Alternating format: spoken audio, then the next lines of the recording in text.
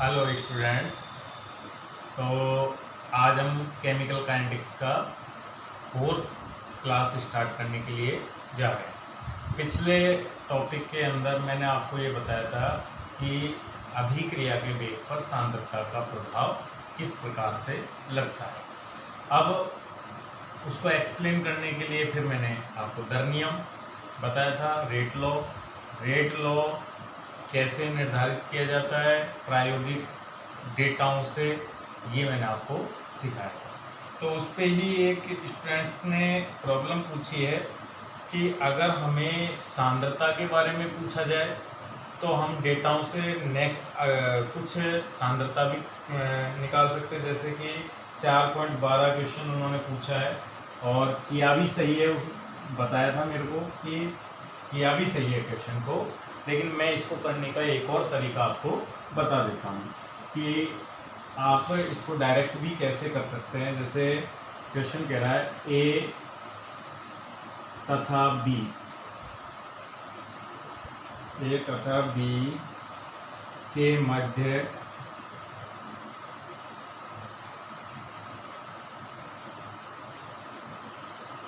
अभिक्रिया ए के प्रति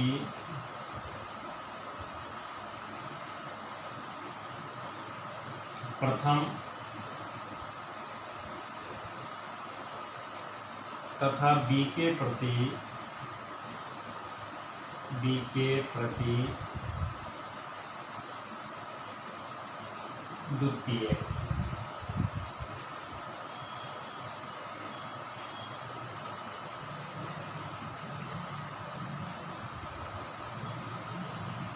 बी के प्रति द्वितीय ने बी के प्रति शून्य कोटि की है,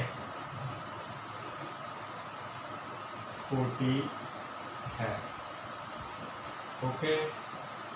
और निम्न तालिका में रिक्त स्थान भरने हैं। प्रयोग 1,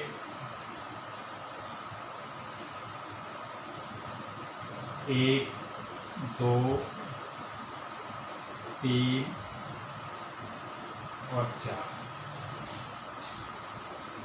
ठीक है। ए की सांद्रता दे रखी है प्रयोग 1 में 0.1 मोल।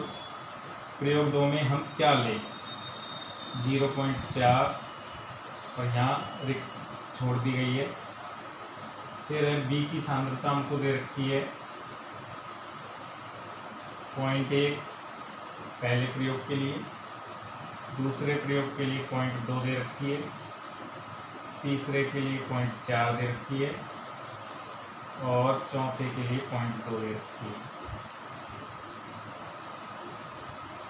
प्रारंभिक वेग रेट यहाँ हमको दे रखी है 2 × 10⁻² मोलर, 4 × 10⁻² और 2 × अच्छा ये रिक्त छोड़ रखी है और 2 × 10⁻² मोलर। रिक्त स्थानों को भरवा रहा है प्रश्न। अच्छा, पहले हमारे पास ये रिक्त स्थान भरे हुए आते थे। पिछले प्रश्न में जो मैंने उठाया था उसमें ये रिक्त स्थान भरे हुए आते थे, हम दर नियम निकालते थे। अब हमको इस बार क्या कर रखा है प्रश्न ने कि ऑलरेडी हमको दर नियम के लिए ए के प्रति प्रथम और बी के लिए शून्य दे रखी है। तो यानी दर नियम क्या होगा इसका, अगर मैं आपको दर नियम लिखूं तो हमको पता है दर नियम इसका क्या होगा। तो दर नियम इसका हो जाएगा R बराबर के ए के प्रति कितने की है, प्रथम, और बी के प्रति शून्य। और आप जानते ही हो कि किसी की भी पावर शून्य का मीनिंग क्या होता है। किसी भी पावर शून्य का मतलब होता है 1। तो ये तो 1 हो गया। अब इसका ये मीनिंग जाता है कि भाई ए की अभिक्रिया का वेग केवल ए की सांद्रता पर ही निर्भर करता है, बी की सांद्रता पर निर्भर बिल्कुल नहीं करता। तो हमको बी से यहाँ कोई मतलब नहीं, समझ गए। अब बी से कोई मतलब नहीं है तो अब हम सीधे भी निकाल सकते हैं, जैसे उसने सॉल्व करके सही उत्तर आया था, जो मुझे सॉल्यूशन भेजा गया है उसमें बिल्कुल सही उत्तर आया था। लेकिन मैं ये कह रहा हूँ कि आपको इतना सोचने की जरूरत ही नहीं है। अब यहाँ a की पावर 1 है, इसका मतलब है a के सीधे समानुपाती है वेग। अगर सांद्रता दुगनी होगा तो वेग भी दुगना होगा, सांद्रता आधी होगी तो वेग भी आधा हो जाएगा, या वेग 4 गुना होगा तो सांद्रता भी 4 गुना हो जाएगी। अब आप यहाँ से यहाँ देखिए जरा क्या हो रहा है, वेग दुगना हो रहा है कि नहीं हो रहा है, दुगना हो रहा है ना, तो यहाँ से यहाँ सांद्रता दुगनी नहीं होगी एक ही, तो 0.1 है तो क्या हो जाएगी 0.2 हो जाएगी। ये लो भर गया हमारा 40 का हो गया सो। अच्छा अब यहाँ से यहाँ, अब वेग अपन जानते हैं कि यहाँ से यहाँ वेग दुगना हो रहा है, तो b का तो कोई असर है ही नहीं।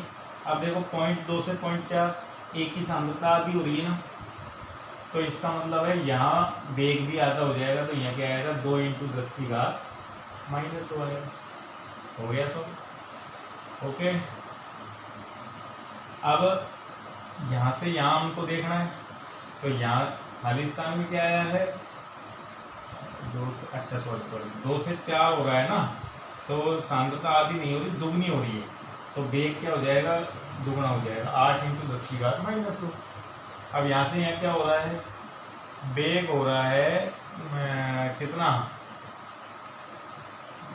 2 से 8 न्यू पढ़ लो से 2 से 8 होना यानी कितना हो रहा है 2 × 1 = 2, 2 × 4 4 2 की पावर 3 है, यानी वेग हो रहा है लगभग दुगना 1/3, यानी पावर क्या होनी चाहिए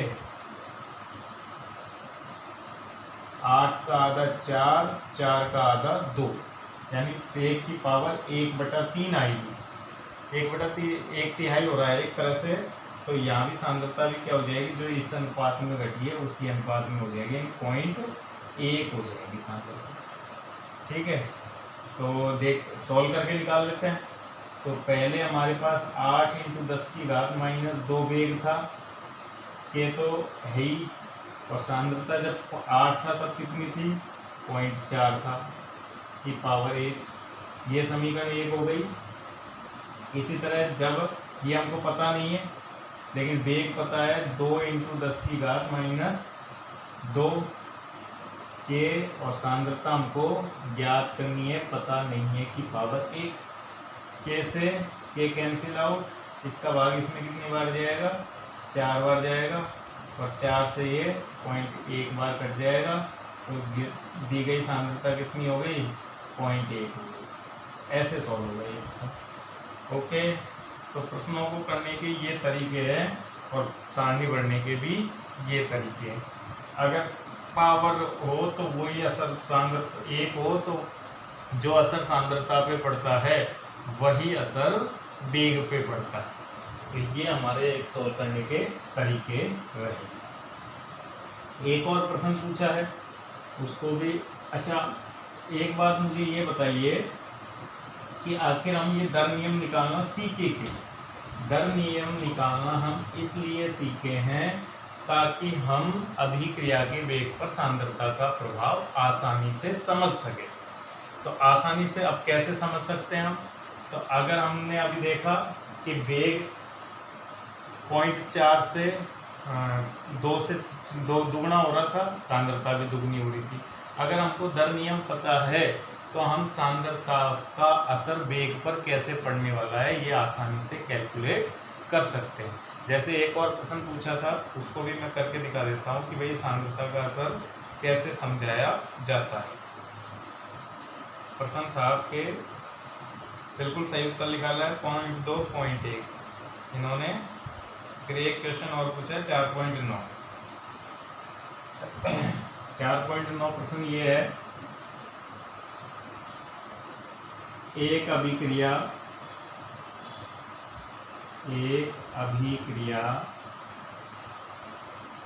ए के प्रति प्रथम है, ए के प्रति प्रथम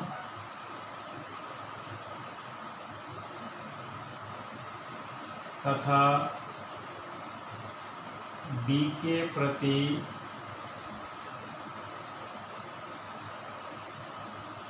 द्वितीय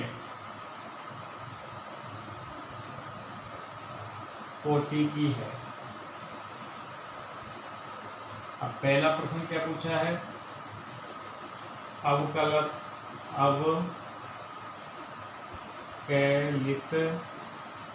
अवकल वेग नियम, वेग समीकरण लिखिए। तो अवकल वेग समीकरण का मतलब बेटा वही होता है दर नियम।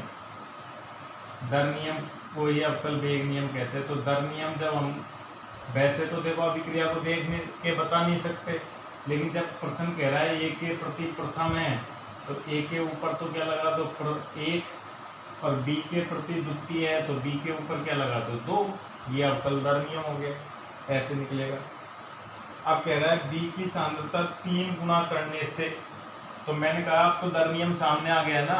अब तो हम सांद्रता का प्रभाव वेग, सांद्रता से वेग कैसे प्रभावित होगा आसानी से बता सकते हैं। जब तक ये नहीं आए तब तक नहीं बता सकते हो, लेकिन जब ये आ जाए तब तो आसानी। अब क्वेश्चन कह रहा है बी की सांद्रता को 3 गुना कर रहा है, तो बी की सांद्रता, तो एक समीकरण तो हम यही मान लेते हैं। अब दूसरा नया वेग पूछा है, उसको आर डैश मान लो आप। अब कह रहा है कि ए की सांद्रता में कुछ नहीं किया, लेकिन बी की सांद्रता को कितना कर दिया, 3 गुना, यानी 3 भी हो गया कि पावर 2, ये नया हो गया। तो अब नया वेग हमको आर डैश जो हमने माना है वो बताना है। तो हम क्या करते हैं, आर डैश बटा आर के ए 3b की पावर 2 बटा के ए और बी की पावर 2। बी की पावर 2 से बी की पावर 2 कट गया, ये कट गया पूरा। तो 3 की पावर 2 का मतलब क्या हुआ, 3 तिया 9 बटा 1, यानी नया वेग आर डैश वो पहले के कितना गुना हो जाएगा, 9 गुना हो जाएगा। ऐसे सॉल्व करना है इसको, ठीक है। ये भी सॉल्व करके भेजा है क्या, मुझे देखें।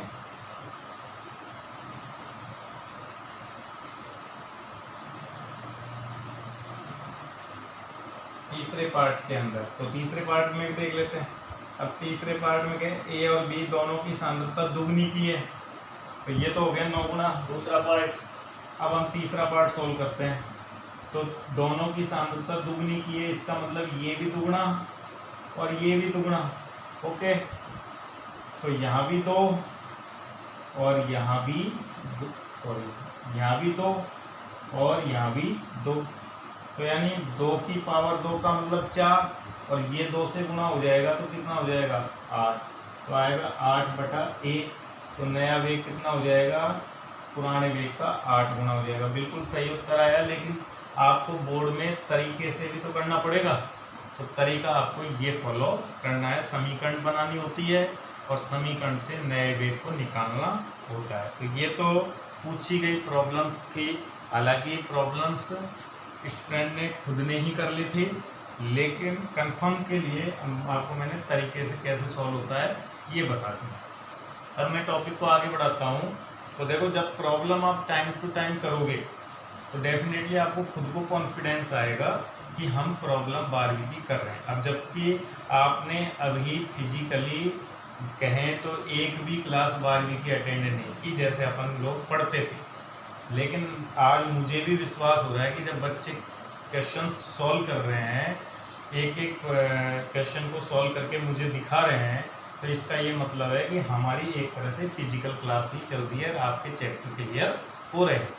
अब अपन इसी टॉपिक को अब आगे कैसे बढ़ाते हैं वो देखते हैं। तो हमने सांद्रता का प्रभाव पढ़ने के लिए बेटा ये पढ़ा कि सांद्रता का प्रभाव पढ़ाने के लिए दर नियम पढ़ा, फिर दर नियम से मैंने आपको ये सिखाया कि इसका निर्धारण कैसे होता है, फिर ये वेग को कैसे प्रभावित करता है। ये चीज़ें अभी हम ऐसे क्वेश्चन करना भी सीख गए हैं, क्योंकि कुछ क्वेश्चन कैसे हैं कि दर नियम का निर्धारित कीजिए, कुछ क्वेश्चन कैसे हैं कि अगर वेग इतना, सांद्रता इतनी गुना हो जाए तो वेग कितना गुना हो जाएगा, तो हम सांद्रता के प्रभाव से वेग कैसे प्रभावित होगा ये भी हम बता चुके हैं। अब एक वर्ड और आता है, जैसे अभी आए भी थे कि कोटि, ए के संदर्भ में कोटि। तो कई क्वेश्चन ये पूछ रहे हैं कोटि कैसे निर्धारित की जाती है। तो कोटि एक्चुअल में तुम निकालना तो सीख गए, जो पावर होती है ना, प्रायोगिक रूप से जो पावर आती है वही तो कोटि होती है। लेकिन कभी कभी इसकी परिभाषा भी पूछ लेते हैं कि अभिक्रिया की कोटि को परिभाषित कीजिए। कई बार आया हुआ है ये क्वेश्चन, आपको मिलेगा भी कि अभिक्रिया की कोटि को परिभाषित कीजिए। तो अब मैं यहाँ लिख देता हूँ परिभाषा, अभिक्रिया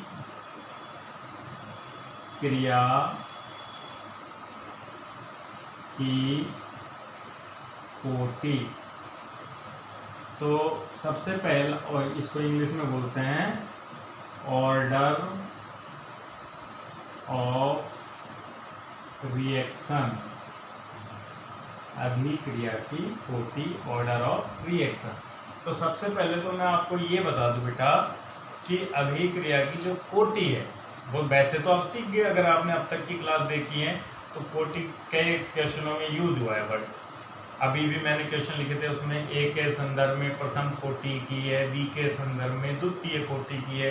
4.12 में ये लैंग्वेज थी, ए के संदर्भ में प्रथम कोटि की है, बी के संदर्भ में शून्य कोटि की। संदर्भ का मतलब है कोटि हर एक अभिकारक के प्रति अलग अलग हो सकती है, लेकिन आती कैसे है, प्रायोगिक रूप से आती है। हम खुद अभिक्रिया को ये बता भी नहीं सकते हैं। तो कोटि की बस यही तो परिभाषा है, किसी भी अभिक्रिया के प्रायोगिक रूप से निर्धारित दर व्यंजक में प्रयुक्त घातांक का बीजगणितीय योग ही अभिक्रिया की कोटि होता है। किसी अभिक्रिया के लिए प्रायोगिक रूप से निर्धारित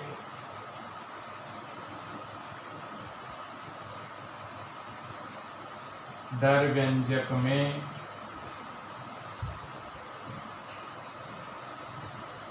प्रयुक्त होने वाली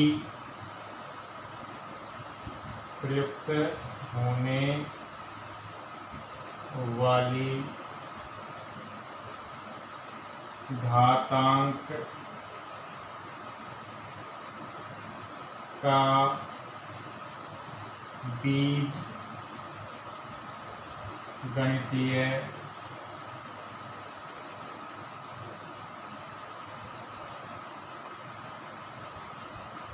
योग ही कोटि कहलाता है।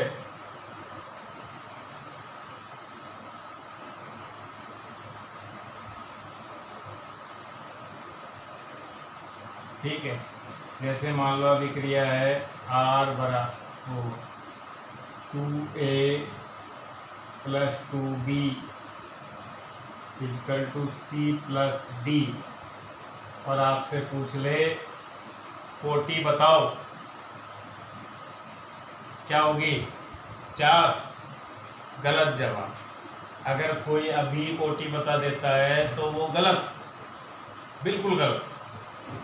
लेकिन अगर इसके साथ लिखा आता है R बराबर K A की पावर 1 और B की पावर 2, तो कोटि कितनी हो गई? कोटि हो गई 1 + 2 = 3। समझो, इसे देख के कोटि नहीं बताएंगे, लेकिन दर नियम को देख के कोटि आसानी से बता देंगे। आप 4.1 अभ्यास का प्रश्न करोगे, उसमें 1 2 3 4 5 6 7 8 क्वेश्चन दे रखे हैं, सब में अभिक्रिया भी दे रखी है और उसके सामने ही दर नियम भी दे रखा है। फटाफट कोटि बताते जो एक क्वेश्चन सॉल्व होता है और एक क्वेश्चन आता भी है। अब आप जैसे किताब खोलोगे, क्वेश्चन को देखोगे और आपको लगेगा इतनी सी बात सिखाइए, क्वेश्चन तमाम सॉल्व हो गए। 4.3 उदाहरण देखना, उसमें कोटि घातांक वो भिन्नात्मक भी है, तो भिन्नों को जोड़ दो। फिर आप 4.3 देखना, अब पाठनीक, उसमें भी कोटि पूछिए, 4.1 अभ्यास का प्रश्न देखना, उसमें भी कोटि पूछिए। और मैंने पढ़ाया कितना है, बस एक पैराग्राफ पढ़ाया और आपसे क्वेश्चन कितने हो गए, 10-12 क्वेश्चन सॉल्व हो गए। आप कंपटीशन की कोई भी गाइड उठाओ तो आपको उसमें बहुत सारे क्वेश्चन मिलेंगे, इस अभिक्रिया कोटि बताओ, इस अभिक्रिया की कोटि बताओ। अब कोटि के लिए करना क्या पड़ रहा है, हमको घातों को जोड़ना ही तो पड़ रहा है। तो अगर हम एक छोटा सा फंडा सीख लेते हैं कि कोटि कैसे बताई जाती है, कोटि की क्या नॉलेज है, थोड़ा तुरंत क्वेश्चन होने लगेंगे। हाँ, लेकिन आप ये हमेशा कान खोल के सुन लो कि कभी कभी प्रश्न आपको बेवकूफ़ बनाएगा। प्रश्न आपको दर नियम छुपा के देगा या दर नियम निकलवाने की, दर नियम निकालना भी जानते हो, डेटा दे देगा फिर कोटि पूछेगा। तो कुछ लोग क्या है कि इनको देख के कोटि बता देते हैं और उनसे ये गलती करवाने के लिए प्रश्न ऐसे प्रस्तुतिकरण करता है कि बच्चा गलती करे, जल्दी से कोटि बताए। 4.6 क्वेश्चन देखना अभ्यास का ही। तो इन सब में आपको एक ही कंफ्यूज करता है क्वेश्चन कि कोई कोटि बता दे, दर नियम को ना देखे। लेकिन आपको मैंने क्लियर कर दिया है कि कोटि बताने के लिए दर नियम की ज़रूरत पड़ती है, बिना दर नियम के कोटि नहीं बता सकते। अब कभी कभी तो दर नियम सीधे दे देता है, जैसे मैंने अभी प्रश्न बताए थे उनमें दर नियम आपको सीधे दिए होगा। कभी कभी दर नियम की गणना हमको पहले करनी पड़ती है, जो मैंने आपको करना सिखा दिया है, फिर आप कोटि बताते हो। कभी कभी ऐसा भी होता है कि अभिक्रिया की क्रियाविधि दी हुई होती है, क्रियाविधि के बाद कोटि पूछी जाती है। तो दर नियम की गणना क्रियाविधि से भी होती है और फिर कोटि की परिभाषा बदल जाती है। तो दर नियम की एक और कोटि की एक और परिभाषा है, वो मैं आपको बता देता हूँ। सेकंड परिभाषा,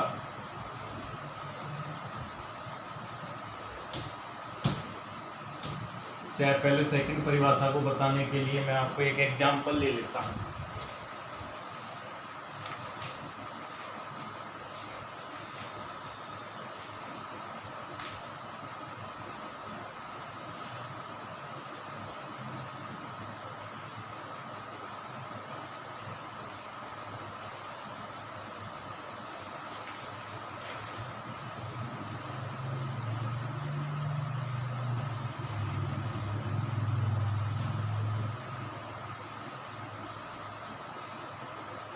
ये है, देखो इसके अंदर एग्जाम्पल है।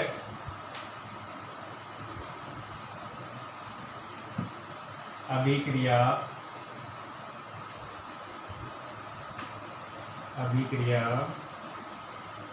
2O3 gas is equal to 3O2 gas.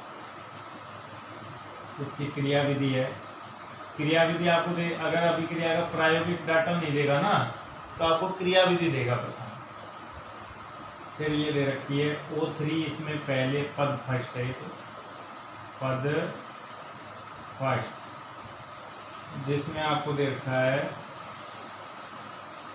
O3 gas है, वो उत्क्रमणीय रूप से O2 गैस प्लस ऑक्सीजन परमाणु में टूटती है। ये पद है आपके तीव्र गति से होता है, ये तीव्र पद है, ठीक है। फिर पद 2 है, इसके अंदर O3 गैस जो है इस ऑक्सीजन परमाणु से मिलती है और बनाती है क्या, 2O2। अगर आप नेट अभिक्रिया कर लो तो यही आएगी, क्योंकि ये ऑक्सीजन से ये ऑक्सीजन कट जाएगा, O3 और O3 2O3 और O2 प्लस 2O2 3O2। ये है धीमा। अब ये क्रियाविधि दे रखी है। अब हम जानते हैं कि ये अभिक्रिया 2 पदों में संपन्न होती है, ठीक बात। तो 2 पदों में संपन्न, ये तो तेजी से संपन्न हो जाता है, ये धीमे धीमे। तो अभिक्रिया का वेग इस पद पर ही निर्भर करेगा, धीमे पद पर। पहली जानकारी, कि अगर एक अभिक्रिया एक से अधिक पदों में संपन्न होती है तो जो अभिक्रिया का धीमा पद होता है वही अभिक्रिया के दर को निर्धारित करता है कि कितने समय में अभिक्रिया होगी, क्योंकि इसमें जितना टाइम लगेगा उतना ही अभिक्रिया में टाइम लगेगा। तो ये धीमा पद क्या हो गया बेटा, अभिक्रिया का दर निर्धारक पद हो गया। ठीक बात। अब इस दर निर्धारक पद में जितने भी अभिकारक के अणु मैं कह रहा हूं अभिकारक के अणु भाग लेते हैं वही अभिक्रिया की कोटि होता है। अब जैसे मैं आपको इस अभिक्रिया को दिखा के पूछूं कि अभिक्रिया की कोटि क्या होगी, तो तुम कहोगे साहब इसमें तो 2 अणु ओजोन के भाग ले रहे हैं तो 2 होगी कोटि। गलत जवाब।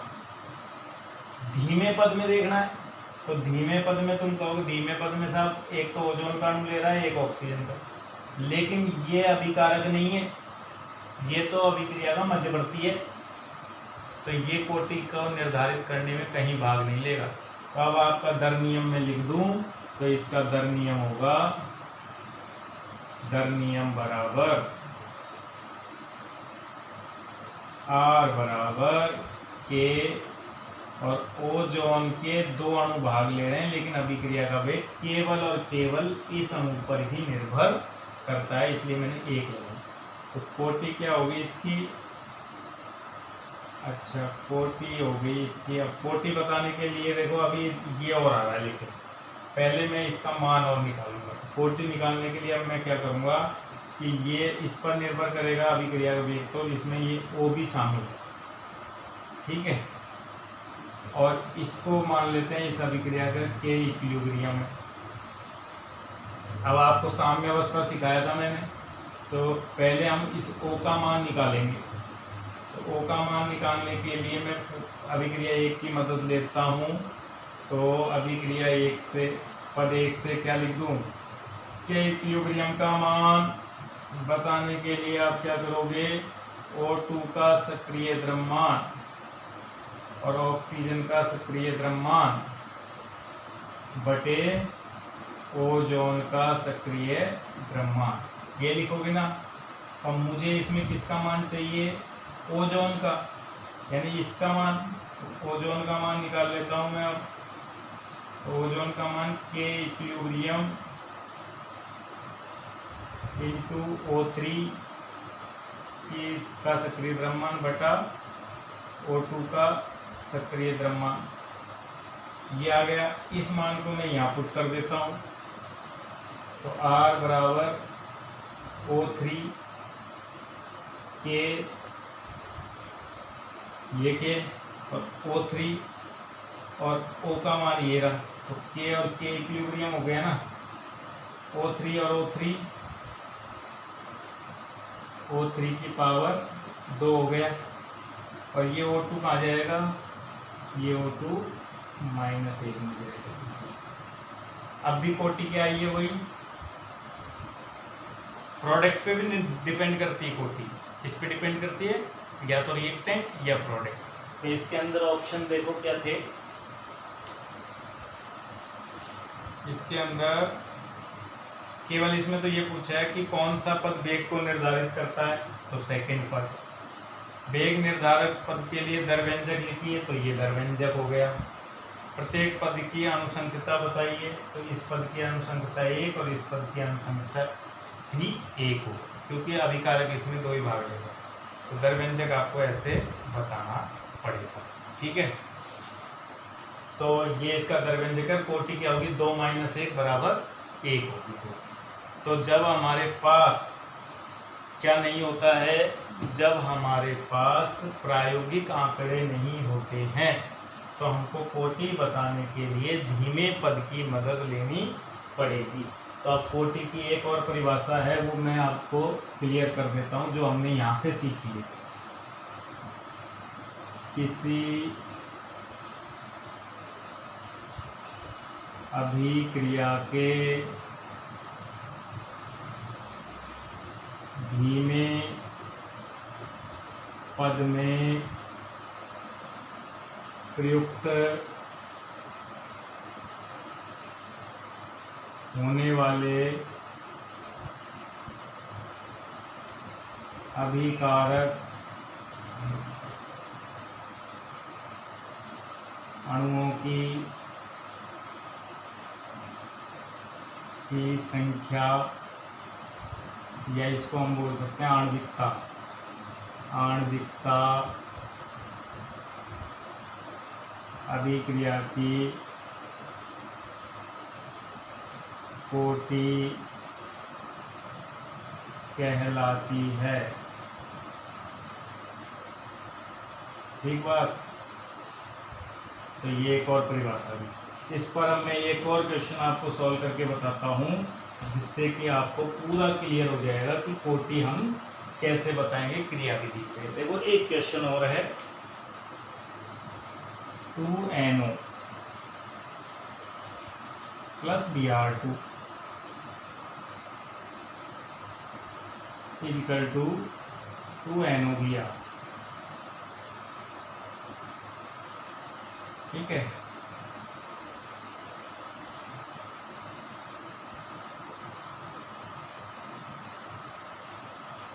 NOBr पद फर्स्ट क्रिया विधि दिखाता हूँ इसकी। क्रिया विधि एक पद में तो ये होती है NO प्लस Br2, उत्क्रमणीय तीव्र है, बनता है NOBr2। दूसरे पद में होती है NOBr2 प्लस NO, ये धीमा है, बनता है 2NOBr। ठीक है। कोई वेग व्यंजक व कोटि बताओ। वेग व्यंजक अब आप बताना, देखो कल तक व कोटि, फिर अगली क्लास में मैं बताऊंगा आपको। एक और क्वेश्चन ले लेते हैं।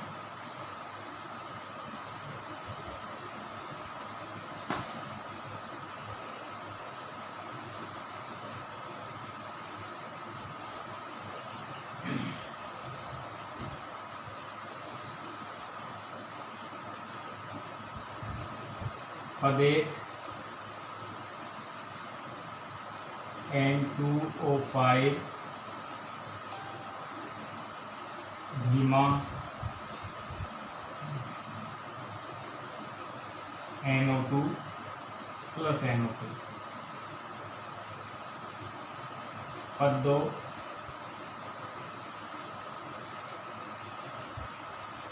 N2O5 प्लस NO2 तीव्र,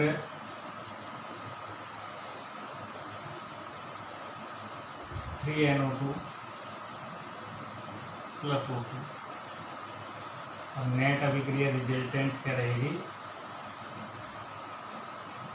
2N2O5 इक्वल टू 4NO2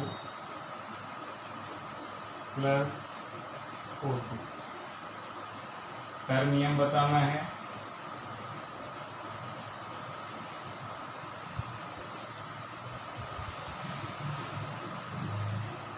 और कोटि अपने आप ही पता लग जाएगी। तो बेटा ये आपके क्वेश्चंस थे, इनको दोनों को आप सॉल्व करके मुझे भेजिए।